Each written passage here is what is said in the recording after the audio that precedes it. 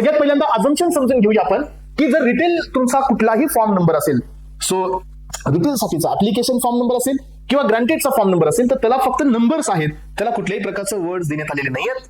यानंतर जर समजा होलसेल हा जर वर्ड कुठे येत असेल एस्पायरिंग तर त्या फॉर्म नंबर सोबत बी वर्ड आलेला आहे. हे आता खाली जाऊन तुम्हाला प्रूव्ह पण करून दाखवेल मी. सो होलसेल साठीचा जो होलसेल म्हणजे रिटेल पेक्षा थोडस बिग साईज एस्पायरिंग तर याला आपण बी दिलेला आहे.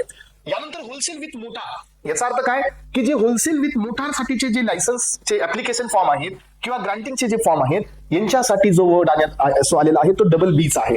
याचा अर्थ aspiring big plus M, M म्हणजे काय एक मोटार आहे तर याला आपण डबल वर्ड द्यायचा आहे. So that is B plus B म्हणजे डबल बी असं तुम्हाला इथं कन्सिडर करायचं आहे. म्हणजे काय फ्रेंड्स इथं तुम्ही जरा लक्ष करून ऐका, होलसेल साठी जो वर्ड देण्यात आलेला आहे तो बी आहे.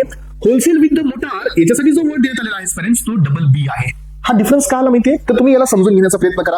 रिटेल साठी फक्त न्यूमेरिकल देण्यात आलेले आहेत. सो होलसेल हे न्यूमेरिकल प्लस वर्ड म्हणजे इथं बी वर्ड देण्यात आलेला आहे कारण रिटेल हे शॉप छोटा आहे, होलसेल हे त्याच्यापेक्षा थोडंसं बडा आहे, बिग आहे. त्यामुळे आपण असं समजून घेऊया याचं आणि फॉर्म नंबरचं काही रिलेशन नाही आहे. हे तुम्हाला मी ट्रिक्स म्हणून लक्षात ठेवण्यासाठी सांगतोय. जिथं जिथं होलसेलचं लायसन आलेलं आहे एस्पायरंट, सो जिथं जिथं होलसेल साठीचं ऍप्लिकेशन फॉर्म आलेला आहे, जिथं जिथं तुम्हाला होलसेलचा ग्रँड फॉर्म आलेला आहे तिथं तुम्हाला नंबर सोबत बी हा एक वर्ड पाहायला मिळेल.